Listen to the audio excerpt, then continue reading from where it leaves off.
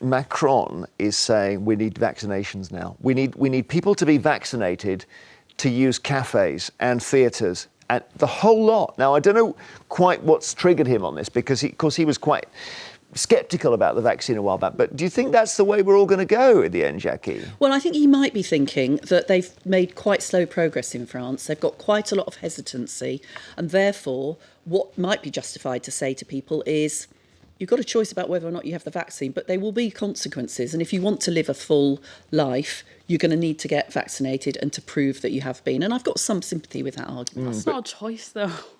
Well, for you, you haven't been offered a vaccine, right? There's not. No, I'm not talking about being offered one. I'm talking about the freedom of people to choose, what to do with their bodies. Macron, my friend, lives in Paris, and he's always updating me on everything that's going on.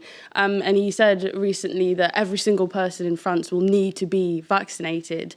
And then to add the additional threat of not being able to use cafes and bars and restaurants, things that people were able to use before, I just think it's just such a disproportionate approach. And if anything, it actually fuels the people that have anxieties about vaccines, because they think, well, why are you actually doing this? It just fuels the conspiracy theories. I think it should be on the basis of choice and not seeking to punish people by not letting them frequent bars and restaurants. You can give people a free choice. There is a free choice about whether or not you're vaccinated. It's not a free choice. But given that there will be consequences for other people if you're not vaccinated and you therefore pass on the disease to them, it's not unreasonable to expect there to be some limit. I just take issue with this idea that, if someone doesn't get vaccinated, then they're this pariah that's going to leave seas of dead people in their wake. But they are more likely to give the disease to other people. Yeah, but this is the rhetoric that keeps being spewed out against people. It's not rhetoric. It is rhetoric, because you can still infect people and catch COVID even when you have the vaccine. Not as badly, no, that is also a fact. But at the same time, for example, a lot of people that are severely ill in hospital right now are double vaccinated due to them being old and vulnerable. Scientists actually predicted that most of the people over the course of the next few months that would frequent hospitals and die would be the double vaccinated, because they were the first to get the vaccine and they were old and vulnerable. The point I'm trying to make is that the vaccine doesn't immediately make you invincible. But I think people have got this into their heads.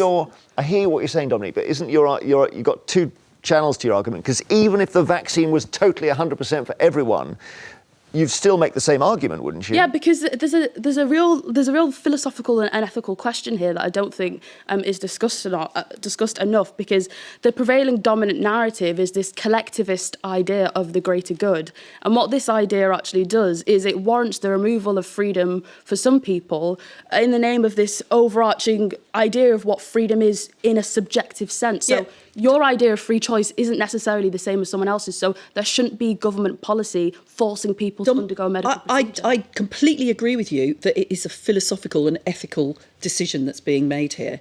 I take a fundamentally different position to you. I do believe that if you have something where the collective and individuals without freedom benefit from me actually in some ways being forced to do something, whether or not that is have a vaccine or wear a mask, actually, I think that is something that is worthwhile government doing to protect the most vulnerable. It's so interesting, because I think the young have paid a hell of a lot for this whole thing, because you're not vulnerable to the illness really in the same way that the older.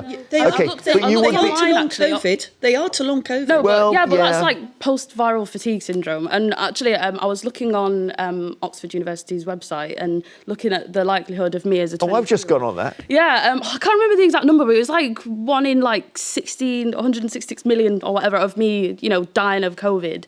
And I think that in relation to this, the only way that I would agree with this whole idea of the greater good is if it sought to benefit the vast majority of people, when really it doesn't, because the people that need protecting the most from coronavirus are actually a small minority. I see. Okay, all right.